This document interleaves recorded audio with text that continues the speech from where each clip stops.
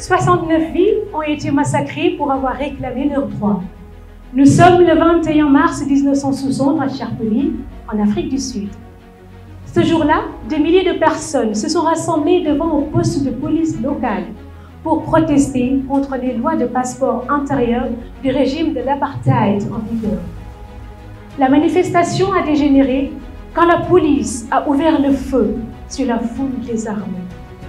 69 personnes ont été tuées et plus de 200 blessées, dont des femmes et des enfants. Nelson Mandela, l'ancien président sud-africain, a utilisé l'éloquence comme force puissante pour lutter contre l'apartheid et promouvoir la réconciliation. De par ses discours inspirants et sa capacité à communiquer avec compassion et sagesse, il a participé à la promotion, la transformation du pays. Mesdames, Messieurs les membres du jury, Auguste Assemblée, bonjour. Je suis Jo Bombay, représentante de la région de Thiès, étudiante, entrepreneur et oratrice. Vous l'avez compris, oui, charmante assistance.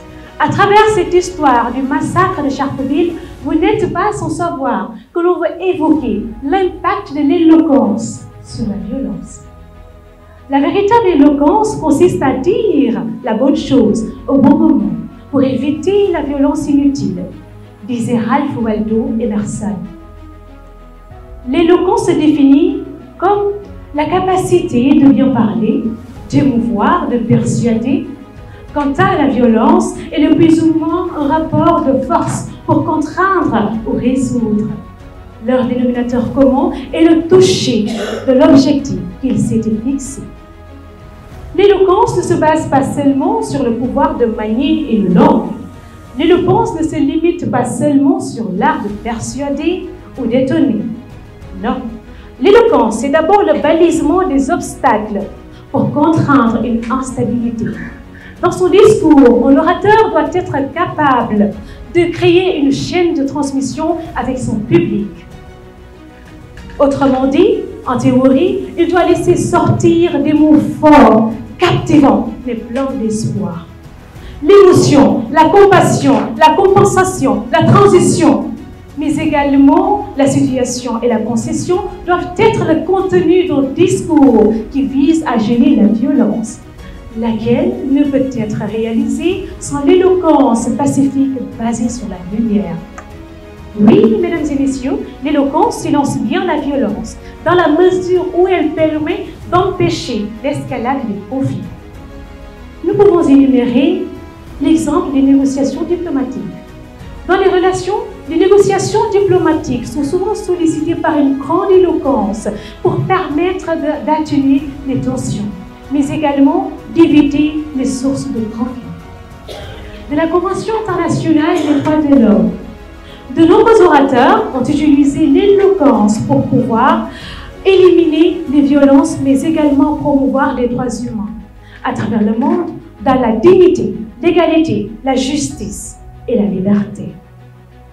Mesdames et messieurs, bien que l'éloquence puisse être utilisée pour silencer la violence, mais il ne suffit pas à elle seule pour la résoudre. En fait, les mots ne peuvent pas résoudre tous les problèmes. Pour une bonne éloquence, il faudrait une communication efficace à travers une compréhension mutuelle, mais également une écoute active. On peut utiliser l'éloquence avec sagesse à travers l'intelligence. Mesdames et messieurs, il y a aussi les barrières culturelles et linguistiques, également les inégalités de pouvoir, les émotions intenses, mais aussi la complexité des problèmes qui peuvent tous entraver le processus silence-violence.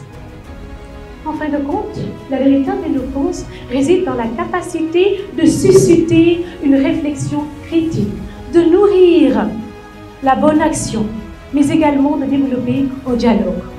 En utilisant l'intelligence, en utilisant l'éloquence avec intelligence, nous pouvons parvenir à bâtir un monde meilleur, un monde où la violence est progressivement réduite et où la paix et la sécurité prévaut.